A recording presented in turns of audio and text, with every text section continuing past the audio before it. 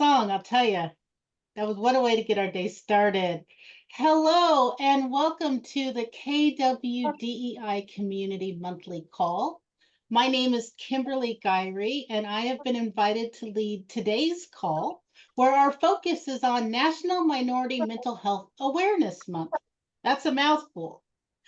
Again, National Minority Mental Health Awareness Month.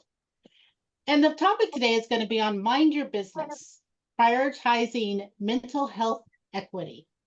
And specifically, what does that mean for us in real estate? As we know, real estate continually lands in the top 10 of most stressful industries. So with that amount of high stress, it's important for us to take care of our mindset and our mental health. And today we have an incredible panelist set up for you that's going to share their experiences and share their feedback, ideas, and strategies on what it means to prioritize mental health. My name is Kimberly Gyree. I am a Keller Williams MAPS coach. I lead the life coaches, and I'm also the community leader for KW Wellness. And what those three roles have in common is, I like to call the red thread, is I help agents and leadership lead big lives and build big, purposeful, profitable businesses. It's important for us to focus on who we are. It's the foundation of our business. It's the foundation of our life. And in the role as a MAPS coach, in a role as a life coach, and with the wellness, I have the opportunity to allow agents to really put themselves in the spotlight, to take their selves as the job, their CEO of their own life, so they can step into the role of CEO of their business. We start with the foundation of ourselves. I've been with KW since 2017, went through the career visioning process, was tapped to join as a MAPS coach. I came from outside of real estate, where prior to I was an executive coach for over 15 years and had the opportunity to work with small mom and pop business owners, many like you on the screen, also up to tech founders, and to help with successful launches of major businesses. I worked with celebrity clients. Some of you might know. There's this gentleman, Diddy, that I used to work with quite. We don't talk about him too much anymore, wink. And yet my background is vast. And what I can share, though, however, is the commonality in everyone in business, no matter what your business is, experiences stress, overwhelm, burnout. And it's important to prioritize your mental health. It's important to put yourself first into any conversation. I'm excited to introduce the panelists today. First up, we have a fellow MAPS coach, Jerry Wells. Jerry, tell us a little bit about yourself. Absolutely. Thank you, Kimberly. My name is Jared Wells. As Kelly mentioned, I am a KW Maps Bold coach. I've actually been a KW Maps Bold coach since 2022 now. So it's been an amazing journey to get to that point. And along with that, I'm also the expansion leader for Coalition Properties Groups, which many of you may have heard of based out of the DMV area. I've had the opportunity to serve as a KW team leader. At one point in time, we were the #2 recruiting office and market center within KW. And that was based around equity. It was based around looking into our community, helping other people grow. And Kimberly, similar to what you said, it's about getting people to understand what their life by design is. And that's what I am glad to be able to do every single day. I sit down, I speak with people about their life by design, help them understand what growth looks like to them, what their purpose is. And we'll come back to that purpose part later because that is extremely important these days, especially when it comes to mental health and burnout. And myself, I've also been with Keller Williams since 2018. I started off real estate in 2015 with this little company that some of you may have heard of before. I was with this little tiny TV show out in Waco, Texas called Fixer Upper. And that's how I got my start. It was amazing. And I realized that there was a lot left in store for me.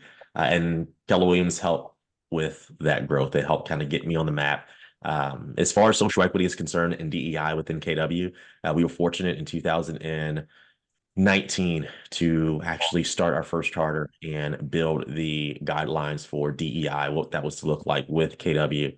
And surprisingly, a year later, we know kind of what happened.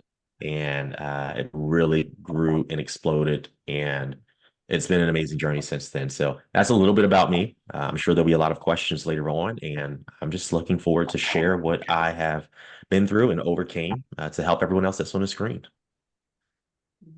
Thank you. We're so looking forward to your story and your insights. Your role as a bold coach has impacted so many people across this country. Mercedes Arahan, who I've had the pleasure of coaching and I have a relationship with inside of KW Wellness. Welcome to the panel. Thank you for being here today. My pleasure, aka Million Dollar Mercedes, for those who don't know me, yo SoCal referral partner. So when you think of California, call me first. I'll let you know if I can handle it. All right, that's my pitch. I feel like I'm putting on my bold hat. I'm proud to announce that I am married to the wonderful Brian Erhan, who's also a MAPS coach. I'm a mother of two. My son's gonna be 19 coming up, and our daughter just turned 3. I'm a member of NARAB, which I think is very important, to understand that aspect with this call. I actually was one of the top 50 individual award recipients of that NARAB award. And I want to put some data with that context. About 5% of real estate agents are Black. So that means out of 150,000 agents, I was one of the top 50 for closed production and volume in the United States. And I think that is, a major accomplishment. Outside of that, we have ownership in our Chino Hills Market Center currently where we reside and hang our license. And, as Black owners, I think that's also another stepping stone for many of us to come, as well as we are the top individual team in our market center as well. So we're trucking along. I'm a member of Women's Council as well. And since we have our coaches on this call, I am 10 times bold. So need to share that as well. I'm luxury earned in, former KWYP president and a capper, duh. What else? Oh, we do have a sports and entertainment division with a focus on women's sports.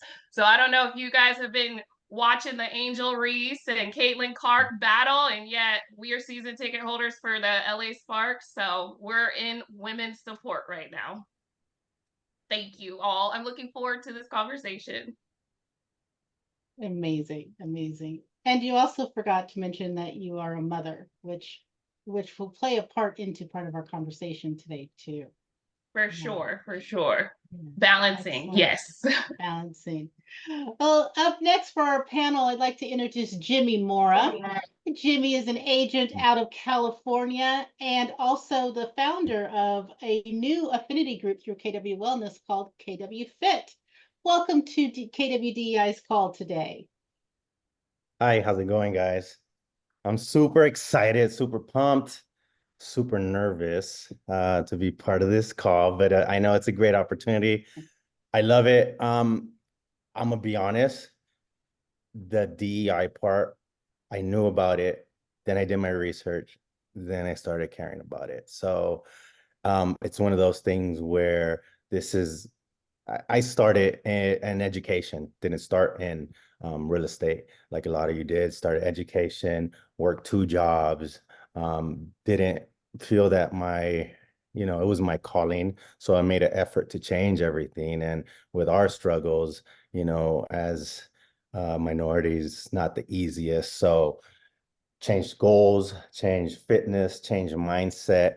And, everyone has their own destiny. So it helped out a lot. And now being part of the Keller Williams family, the changes are going positive way, especially, acknowledging that people have different circumstances and needs, and we need to be provided resources and opportunities, for us to be successful. I did get luxury earned. I got Rookie of the Year my first year of my whole valley, which is great, for a beginner. Knowing everyone helps as well. So was vice president, now rep National Association of Real Estate Professionals, ALC board member a few years in a row. And yeah, super excited to be pumped part of this panel. Welcome, Jimmy. We're so happy to have you here. And Jeanette Spicer, a fellow MAPS coach as well, a MAPS life coach, also a productivity coach at a market center. We'd love to hear a little bit about you today, Jeanette. Thank you, Kimberly. Yeah, my name's Jeanette Spicer, and I live in Maryland, and I cover Maryland and DC. I have been in the States for about 17 years, and when I first got here, I didn't know how real estate worked. Completely different concept. And so my husband and I used to do short sales, which around 2007, 8, you know what was going on, 2010. And then I became a realtor and have been at the same brokerage ever since. I was on the ALC for several years as the wellness ambassador. And during that time, I also went and became a yoga instructor, a 200-hour yoga instructor, because I realized that there was a way to get rid of stress, and yoga was one of those paths. And so I decided to become an instructor. Then a couple of years ago, I'm losing my years, but I became a productivity coach at my office and still currently do that. I became an NLP certified representative and a certified life and health coach. And then found my way to MAPS coaching, where I am now a MAPS life coach as of January this year. Amazing. Well, we are so happy to have you all here today. So, the focus of our panel is to explore the proactive steps that real estate agents can take to maintain their own mental health while promoting mental health equity in your professional practices. And that can be the team that you're on, the market centers that you lead, right? Or even just in your day-to-day business, whether you're a solo agent or on a team. The commonality that we all have is that our mental health matters. And it's important to take focus of it, especially at a time where resources tend to be often not as available and accessible for minority communities, either based on geographic locations or economic situations. Having access to mental health professionals continually decreases based on the demographic and where you live. So your geographic location. So the more urban that you live inside of a city, the less likely that you're going to be able to find mental health resources, let alone quality good care. As you go out into the urban and move into a more cosmopolitan metropolitan cities, there's more resources. Yet it's surprising because the demographics of mental health professionals tend to skew more on the non-minority side. And there can be challenges when a minority comes for support. There can be differences in understanding of cultural backgrounds, an understanding of the environment that a minority comes from, family dynamics. So even when we seek help in the professional world, it isn't always met with the greatest response. So initially what happens is we have to look at ways to take care of ourselves first, to become our own caregivers and carekeepers of our mental health. So I'm going to ask the panel, when we think about taking care of ourselves, that leans into self-care.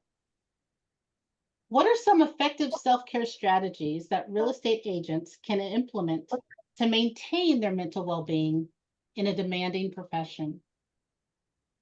Jerry, I'll start with you. I was going to say, let me go ahead and jump in there. So here's what I will say. First, we need to make time for ourselves. I think a lot of us are in this profession and we have the idea that if I am not answering my phone 24/7, if I am not jumping to everyone's need and showing them the property when they desire to see the property, then I'm not doing my job as a realtor. And Here's what I'll say. I've been there. I understand. And I get how that feels and the fact that we burn out quickly there. So when I say make time for yourself, something that really worked for me, kind of going from that 2018, 2019, season of my life and really making a big jump in my business was taking one weekend, which was usually the last weekend or at least the last 2 days of every single month to myself. And I did a little staycation. It was probably not doing much more than just going to a local hotel and maybe getting a massage or something like that and turning, well, my phone didn't go off because I had other people to talk to at the time. And yet I was not responding to anything outside of personal life. If it was real estate, wasn't happening. I was shut down. Right. I was preparing myself for the next week or the next month, whatever was coming up. So that's one, making time for yourself. Also, making time for yourself and your family. If you were to call me right now, anybody, and I'll challenge it. I see some people on here that I've coached before. So Scott, I'll call you out. I know you've called my phone before. You call me in the evenings. I promise you, you will not get me. Right? Those boundaries are set. Matter of fact, here's what it says. You've reached the voicemail of Jerry Wells. I'm not able to get to my phone at the moment. I'm either with a client or with my family. You call me Monday through Friday after 6, Saturday after 3, or Sunday. I'll get back to you by 11 a.m. the next business day. Today, I will be going likely to karate with my son at 4:45. If you think you're going to get me about real estate, you won't. And that's for my clients as well. We get to have those conversations up front. Here's the other last thing I'll say on this. Figure out what makes you happy. Right? For me, it is cooking. Jimmy, I am not a huge gym guy, so my KW Fit piece is how I eat. You're not going to catch me in a gym, right? So for me, it's cooking. I feel great cooking, so I'm going to go. I'm going to purchase food. I'm going to spend some time on the grill or in the kitchen, right? That's what I'm going to do. Maybe I'll go for a little walk, right? So figure out what works for you. What are the things that causes you to calm down, the things that cause you to feel relaxed, whether it's meditation, whether it's journaling, whatever the case is. I journal. I journal in the mornings. Before I do anything else, I'm journaling, doing my devotions in the morning. That's what gets me grounded. That's what gets me going. That's what makes me feel great. That's what allows me to feel like I care for myself. What makes you care for yourself? Do that, right? I'll start there. Love that. Great suggestions. Mercedes, were you going to add something? Oh, I can. And I was telling Jerry I loved, his input there. However, I'll go. One of the things that I think we as realtors do, we brag and joke about that we are clients' therapist. Please stop. I personally have had burnout because we're taking on everyone else's crap. I'll keep it PG because we're on this Zoom. All their stuff. And who are we going to offload not only what we're taking in from other people, but what we're personally dealing with our own lives? So the last 2 years, I finally got into therapy. And a lot of you may not know that is major in the Black community because it's been a stigma for us. No, we don't need therapy. We don't need to talk to anybody. Anything that you're dealing with, you deal with in your own. And yet, how do we get through past traumas and generational curses if we aren't working on our mindset to be in a better space to assist our clients? So that was the first and foremost thing that I think that I really honed in on to make sure that I was becoming the best version of myself. Secondly is we always talk about scheduling, having a schedule, scheduling our business. Are we scheduling our me time? And when I say that, I now have a membership to Hand and Stone massage.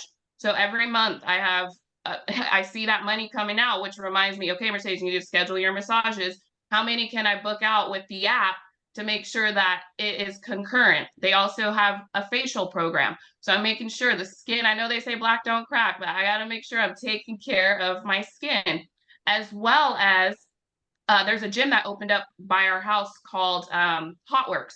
I don't know if y'all have that in your area. Yes, see, Jeanette, Hotworks is everything. It's a sauna-based gym. And even if you're on the go, they have sessions that are 15 minutes. You can literally be on a bike for 15 minutes, burn 10 times more calories than you were during a regular gym workout. And that's for, the busy schedules. And it's self-guided with, they have cameras in a class.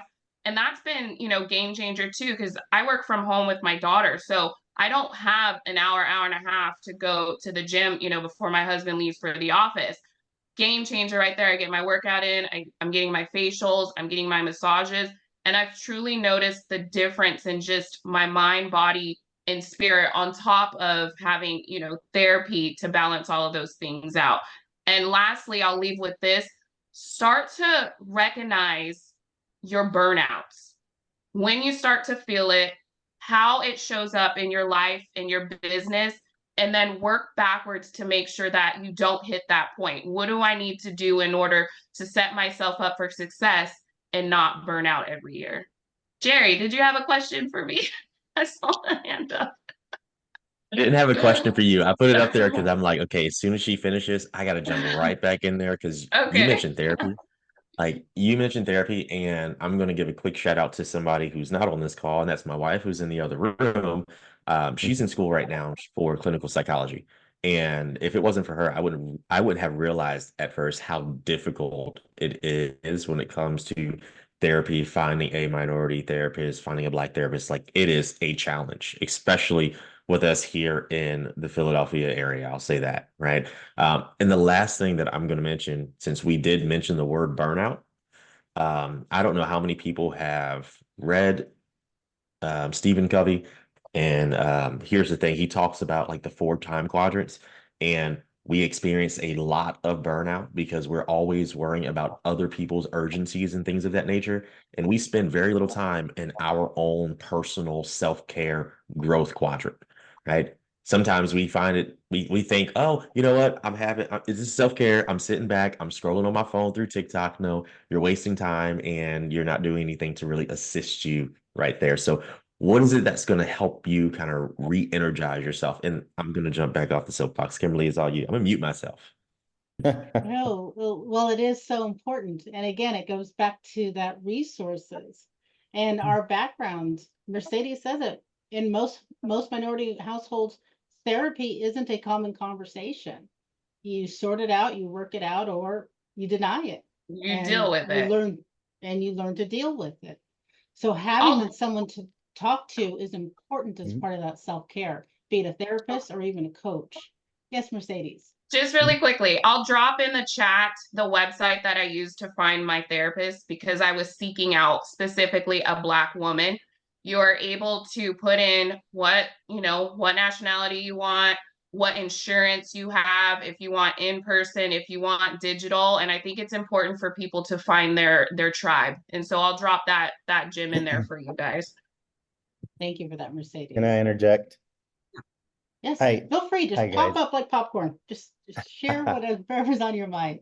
I think that's a great point.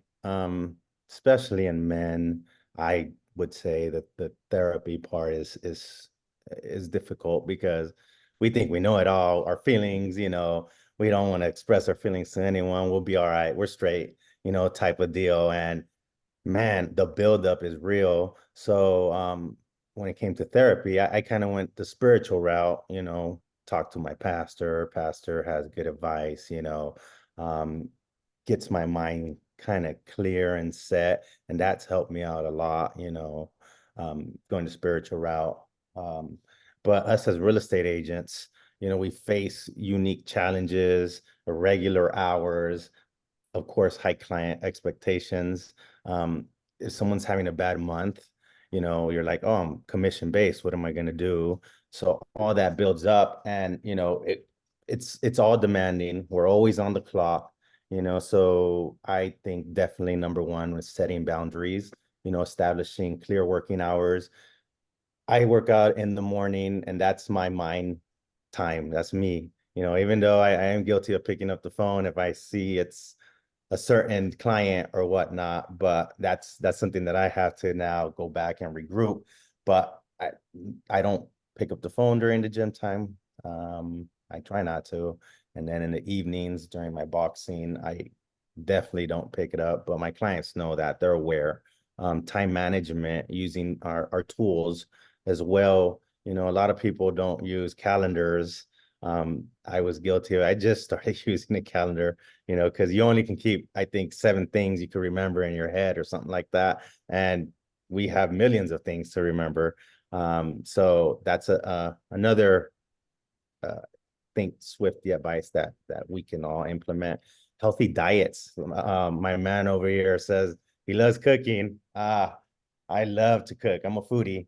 But it goes hand in hand, with food, exercise. It all has to be dialed in the right way, with mindfulness, or meditation, all that, so it's all rolled into one. So I'm actually going to jump in there, and I agree with what everyone said on the panel. And how we implement things can make a big difference, right? So if everybody just drank enough water, it changes literally how you feel. Most of us are walking around dehydrated, and so we're tired, we're exhausted, and literally drinking the right amount of water can change that. For myself, I actually teach yoga 3 days a week. I do it on Zoom, and I teach it 3 days a week. And I started it in COVID doing the online teaching because a lot of people had to get rid of some kind of level of stress. Self-care is all about what works for you. So everybody's body is different and everybody will approach it slightly differently. For some people, it is the gym. Some people, it is a massage. I think the secret is finding out what works for your body and then make it a point that you do that on a regular basis. Set it on your calendar, whatever kind of calendar you use. It is your time. And once we set it, no one else can interrupt it. I think that's the magic part. So whether you're the chef, whether you're the gym rat, it really doesn't matter. It's what do I do that's important for me? Part of mine is the chatter that I allow to happen in my head, because I'll have some epic conversations in my head about whether I should come off my own self-care to help someone else. And that's where the calendar and that sticking to itness comes into play. Because the minute you say, okay, this is my time, I'm going to have the massage, I'm going to the gym. Mercedes mentioned HotWorks, an excellent place to go and get rid of some stresses. Just don't let anyone compromise that time. That's the main thing. That it's, we hear that in bold. You put yourself on the calendar first. You time block your life first. Often when we think about that, we're not thinking about ourselves. Where are you time blocking for your passions? Where are you time blocking for recovery time, for relaxation time, for thinking time, like Jimmy mentioned? All of those are so important. Self-care doesn't have to cost anything. Yet the cost of not making time for self-care can cost you everything. Commonality that I heard from all of you is that you're strict to a schedule, or you make time, you make commitments to yourself. And there's boundaries that are set by doing so. You know what to say yes to and what to say no to.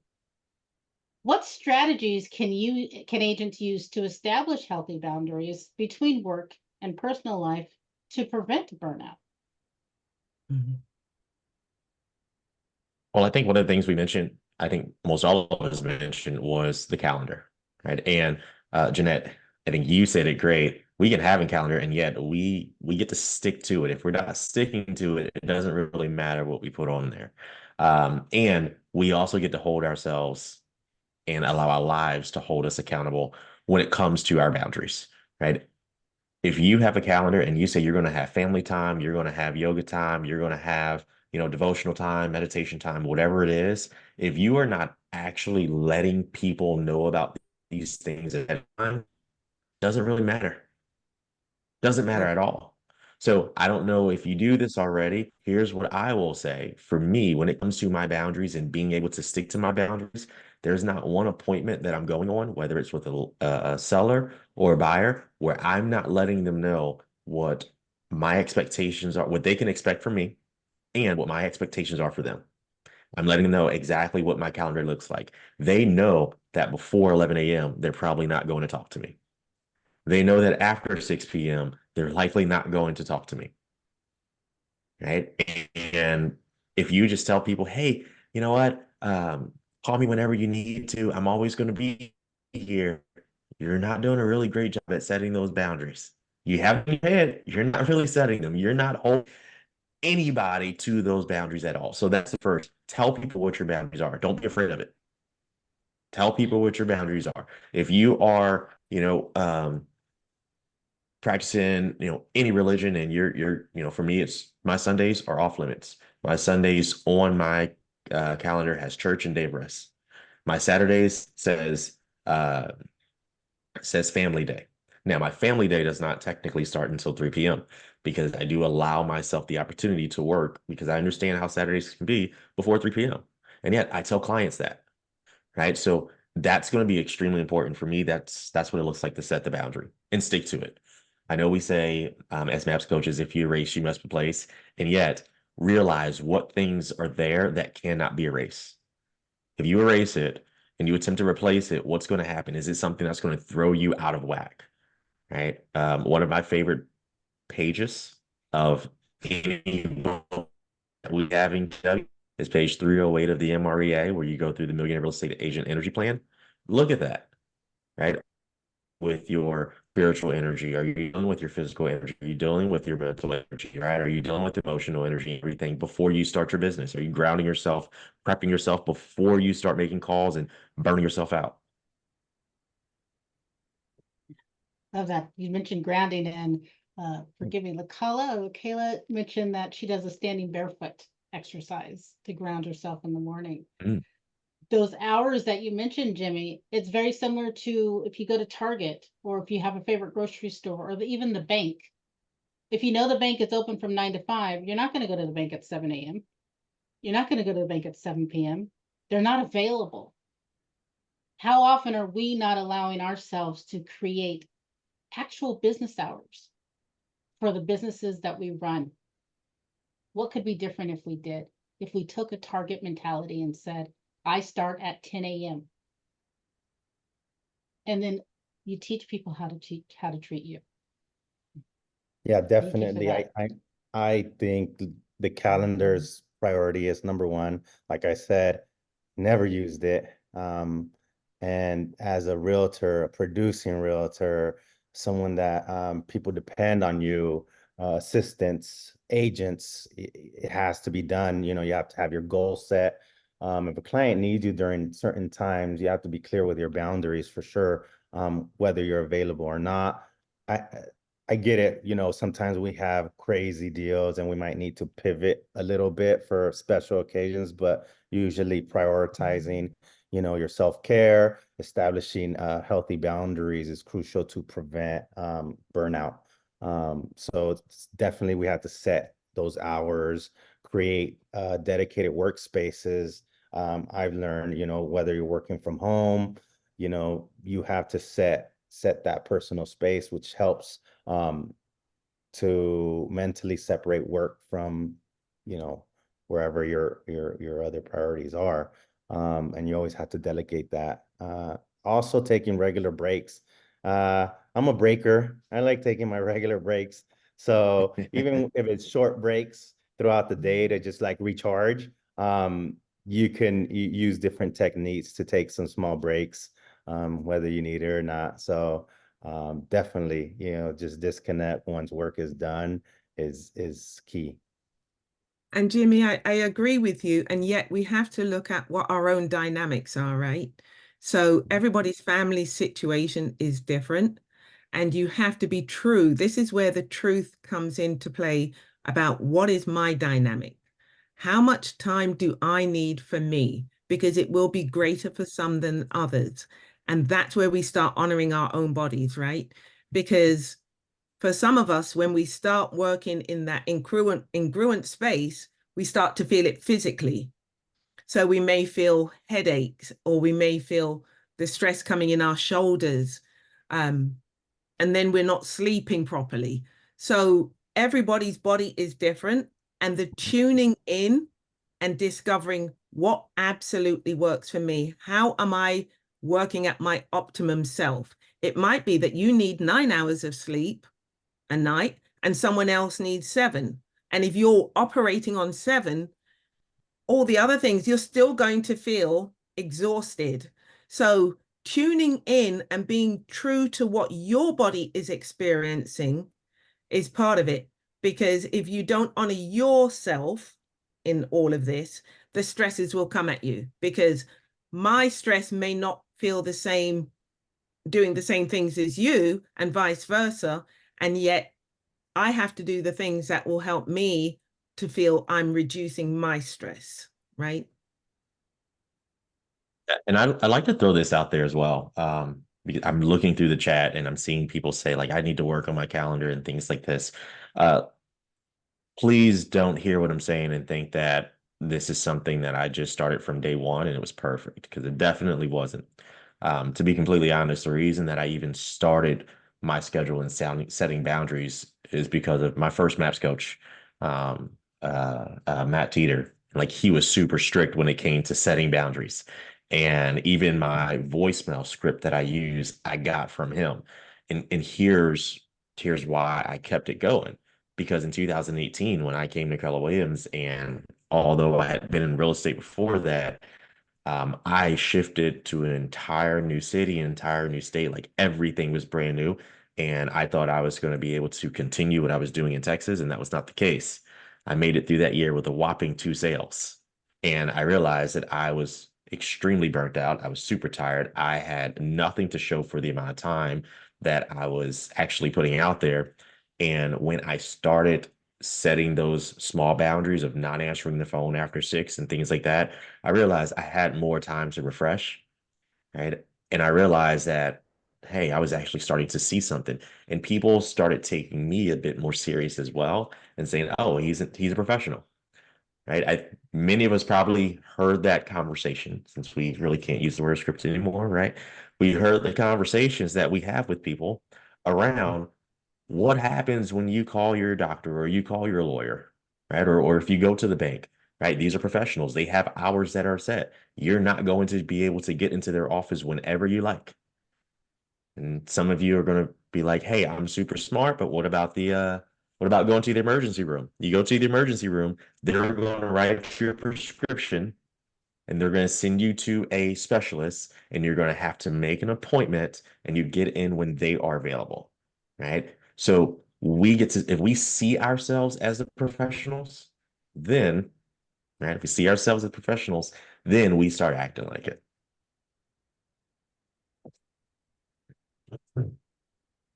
No, when we talk about these boundaries and manage using the calendar as a strategy. Well, we know that there's also some differences. And I'm curious, how do cultural differences impact our mental health and the ability to manage one's own health in real estate?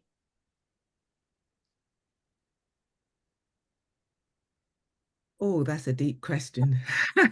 So it's such a broad question, though, and yet it depends, right? However, it depends on things like our diet, our exercise, our water intake. And the reason I say those first is that if we are not eating correctly, we're deprived in certain vitamins, and now we're not optimized. So we've got to think of ourselves like an optimized being. What do I need for me to function at a level where I can stave off any stresses? And for me, it's the minute my diet goes to junk food and I don't drink enough water and I don't sleep enough, I feel very vulnerable. I think when we're meeting with other people as well, we got to sit in a place where we don't judge them so quickly. What's going on in their world? What are they not accessing? And take each person on merit, right? This whole broad sweeping of people can put us into a wrong place as well. Let me put it that way. Whereas if we talk to people on an individual basis and we understand what concerns they have at a deeper level. I think it's easier for us to connect with them and help. But when we're trying to do a broader, and the question can go so broad that it can derail us a little bit. So for me, I find that I really have to find out more about the individual before I cannot make any judgments. Find out about them. What is it that's going on in their world? Because some people are dealing with some very, very traumatic things, and we come in all bubbly, yeah, we can help you do this, that, and the other, and yet they may not be in the place to even receive it. So I think taking a few moments up front, which we should all be doing in a consultation, and really getting to understand the people we're working with helps to reduce that a lot. Now, I just for clarity, just to make sure that I'm answering this correctly. We're looking at how mental health impacts us, kind of right as realtors, and our ability to just our ability to produce, to be there. And then also when it comes to that, just how our cultural differences really impact that. I'm correct? That's correct. Right. I Yes. just want to make sure that I'm going to answer this one correctly. So when we first jumped on this call, I think it was Mercedes and I, we were chatting a little bit, and we were just kind of talking about our market centers, right? And I think Julie was on at the time as well. And I'm like, we have a fairly diverse market center, right? It's not KW Capital Properties, and yet we have a fairly diverse market center. And we also have support for that within our market center. Right, if you think back to one of the first things I mentioned was in 2019, we started DEI within our market center. The reason that was done is because I looked around our office and I was like, oh, this is great. People have no idea what I'm talking about when I start thinking about the struggles that I have going out and door knocking. Right? Because everyone said, hey, just go door knock, like you'll be fine. It's great. Okay, wonderful. And do you have the same experiences that I have when I'm door knocking? Right? When I literally in front of someone and they open up their door, they tell me they're not buying whatever it is that I'm selling, and then I get hit with a racial slur immediately following that. When I'm looking at the people who are buying and selling within our area, and I realize that as far as representation goes within our market, it's not there. So, I think this also plays in with our support system, who we have around us. Our cultural differences at times can limit. Now, you may say this is a limiting belief, and yet it can limit who we can have these conversations with, who we can go to, who we can actually seek out for help and for advice and things like that. Happens all the time. Like for the longest, I was afraid to certain neighborhoods.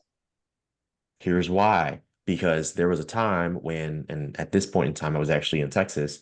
I was showing a house and I walked out because the sirens were blaring and there was guns pointed because someone said I was in a property and I didn't look like I should be at that particular home.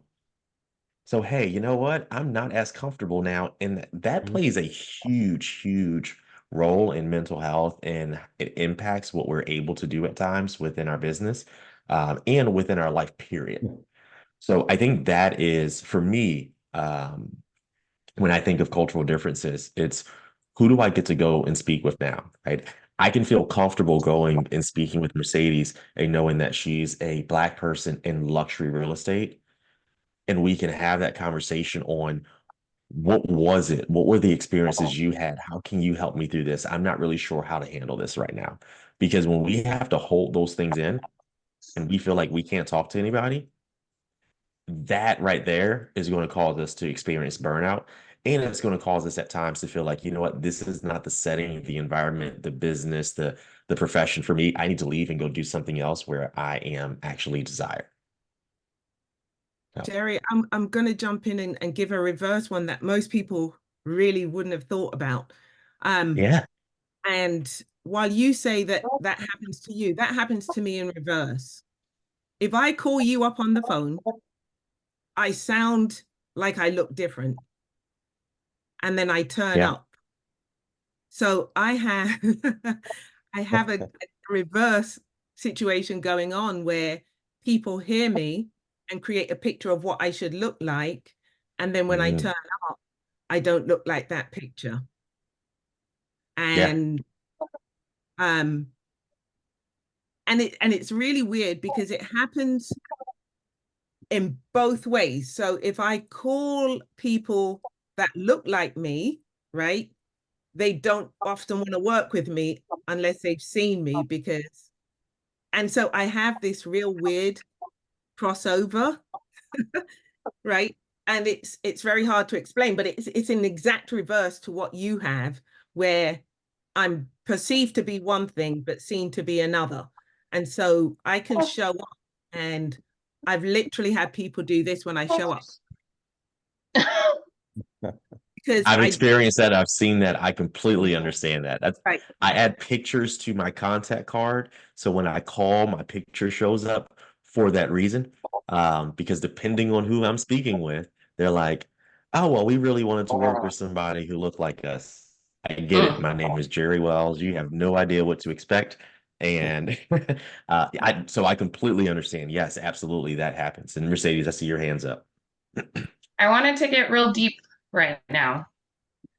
The Black community still suffers from, unfortunately, some slave mentality, where a certain demographic is seen as the more equitable or more educated opportunity to work with. So I've noticed, unfortunately, sometimes with clients that I have that look like me, we are doing this the whole time when I'm saying, I want to help you and better you. Why are we doing this? Because they don't feel that I know as a professional what I'm talking about, because mentally they've been taught someone else is the educator, the most knowledge, and the person that they, should work with.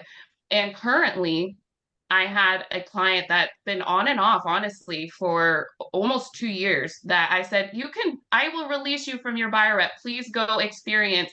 And if it doesn't go your way, I'm here with open arms. She came back to me, and I finally asked her, I said, what is it? Like, what is it that is going on that I feel like we've been battling for over a year to find you a home? She said, Mercedes, I know I kept saying I wanted to be in a certain mile radius from my property. However, the true issue is I want to be close to my mom. If something happens to her, I will never forgive myself. And it was like, boom, light bulb off. I was also judging her based on what I just shared as well of my experiences. So that leads to Jeanette's point, is we also can't have preconceived notions about other people, as well as we need to understand that we are experiencing the first thing that I mentioned. And how can we navigate with a sister to sister, brother to brother conversation of, hey, I'm in a professional, I know what I'm talking about, and let's have this battle out now of why you may not think I know what I'm talking about, so we could get you to your goal of your home ownership. Because most of them, honestly, their families don't have property. Most of the time when I have that battle, they are the first generation to do it, and they are terrified. And I think that fear sometimes is misconstrued as angst, anger, and we then battle with one another versus what is the real deal. How can we get past that? So I wanted to just drop that and keep it in mind that we still have generational trauma that we all need to get through. I agree with that. That's a big point. Fear. All these emotions that we get from people, and it just comes down to fear. In the Hispanic culture, we don't trust anybody, especially with our money, so there's a notion there that, oh, Hispanics have mattress money, or they hide it or put it away, and honestly they do.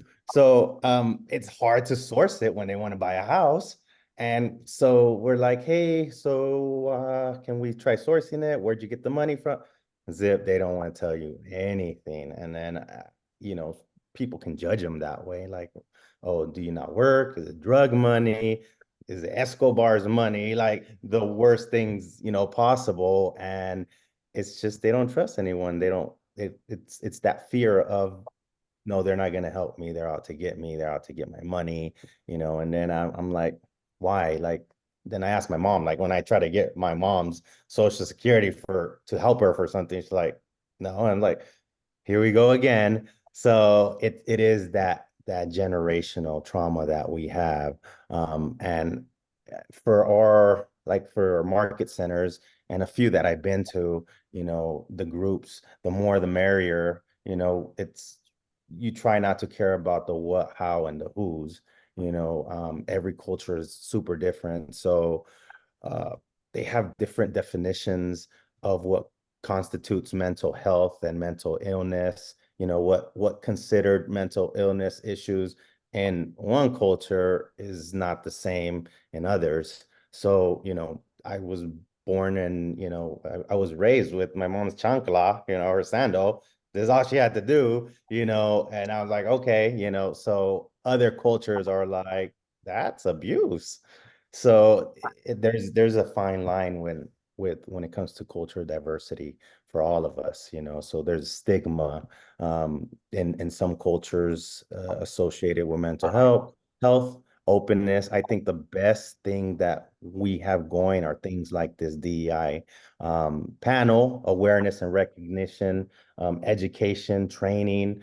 All of that needs to be part of everyone's business so we can understand what mental health looks like, not just in our perception, but in everyone's eyes. And if I could jump back in there, I think both Mercedes and Jenny, you both mentioned trauma and generational trauma. And I can say for me that it was about 2 years ago when I was probably relieved a little bit of some of that. And I was holding on to things from when I was younger, how I was raised, mostly within like sports and things of that nature. I was always taught to be extremely competitive. I grew up second is only the first loser. Like that's how it was in sports and competition. And I think I've carried that over my entire life and everything, whether it was school, whether it was real estate, business. And it's so much pressure that we put on ourselves. And oftentimes we look at it as, oh, we're just motivated and dedicated, when really it may be something else like a trauma pride. And we don't understand that. We don't get the opportunity to realize that and to be able to fix that and change our mindset and shift our mindset unless we go back to what we talked about earlier, which was finding someone that we can sit down and have those conversations with. Just like we sit down in front of our buyers and sellers and help them unpack the true reason they're looking to purchase, the true reason they're looking to move, because we know they're not buying a house to buy a house, right? They're buying a home because they're looking for a shift in lifestyle. Well, are we looking for a shift in lifestyle? And if so, do we have now that therapist or that professional that we can go to have that conversation with so we can do some internal digging and say, hey, you know what, Jerry, you put a lot of pressure on yourself. What is it? Like, what's been going on? What have you been holding on to that's causing you to put this pressure on yourself? That's causing you to stress yourself out because you're out here looking to have 50 contacts a day so you can do $1.5 million in GCI, when in reality, all you really need to do is focus on, pulling in that 200, 250 for the life that you've really been looking for. Everything else is pride. What a place to end. We could talk about this, I believe, for the next few hours together. And yet, as we come to the close, I'd invite you to leave our listeners with the one thing that if you were to offer as suggest a strategy or advice as it comes to prioritizing the mental health, what would that be? I'll start with you, Jimmy. Will you read that again? I'm sorry. Sure. What's the one thing that you would like to offer to those listening today? That would be a suggestion, a strategy, or advice for how to prioritize mental health. Being proactive, being proactive helps, especially when things go wrong, when we're waiting for the stress to happen, you know what I mean? Setting those boundaries is definitely one thing that helps. The more clients are prepared, for an outcome, or maybe there might be stresses that might come up, the more anyone is prepared for it, it kind of expels what can happen or go wrong. So I think managing stress, especially in real estate, you know, in your life, of course, but in real estate, transactions and business involving recognizing common stressors and implementing strategies to like mitigate our impact on mental health. I believe in the education, and the education goes a long way, because a lot of people don't understand what DEI means, you know, what cultural differences mean. So it, like they always say, I know it's cliche, knowledge is power, but I feel like the more we dig, the more we research, the more we get out of it, the more we can help. And I think we're in the business of not just creating great relationships, but like my business card says, I'm always helping people, and that's genuinely what I want to do. Mm. Jeanette? Yeah, I would say awareness. Mental health looks different for everybody, and starting to have an awareness of how you feel affected by the circumstances that go on around you is most probably the greatest thing you can do. And that might start off talking to a family member, a pastor, it might be seeking therapy, but the awareness that your mental health is as important an aspect of your life as drinking water, right? It is crucial for our own well-being. And so finding the thing that works for you is most important. Thank you. Mercedes? I second Jeanette as well. I'm a big proponent of therapy, however that looks like to you. And lastly, I'll say automize your self-care regimens. As I mentioned, your massages, your facials, get that in your calendar, get it on automation to make sure that you continue to do it and take that time for yourself. And Jerry? All right. So I'll start with this. And if anyone here has taken Bold, this is a shameless plug for something that we say in Bold often. And that is that honesty is the fertile soil where you grow. And so I think one is we get first to take the opportunity to decide that we are going to be honest with ourselves. We get to reflect with ourselves on ourselves about where we are, about what's important. And then from there, we take that next step, I would say, following along with Mercedes and Jeanette, and that's seeking help, seeking therapy, seeking that conversation, seeking a professional to have those conversations with. Right. So one, commit to yourself, commit to self-mastery, commit to really reflecting and knowing who you are, being honest with yourself. Because it's very challenging to move forward and move on from something or get through something if we're not being honest with where we are, if we're not being honest with the issues that we're dealing with. So I would say that's the one thing. And if I can add, I would add and support all that's been said. I encourage you to find a community to speak to, whether it's people that are like-minded in their mindset, their behaviors, their actions, or their attitudes, or whether they're like-minded or like-skinned, whatever that looks like for you. Find people that you can connect with, relate to. I invite you to join the KW Wellness community as we have ongoing conversations around these topics: burnout, self-care, energy management, and so much more. Find your people. We cannot solve our problems on our own. And when we have our mental health issues or crisis at hand, reach out for those that can support you. We are here to help. Thank you, Julia Lachey. Thank you to the KW DEI community for bringing this to light, for shining the light on the importance of National Mental Health Minority Month, and for making us all more aware that the power of self-care is where we begin. Thank you. This was great. Thank you, guys. Thank Yes, you. thank y'all so much. Thank you. Everybody that's here, thank y'all for coming. Yeah, I had a good crowd. Yes, we appreciate the support. And the engagement over there in the chat. They were blowing this chat up. It was awesome. Right? Couldn't keep up with it. Toodles.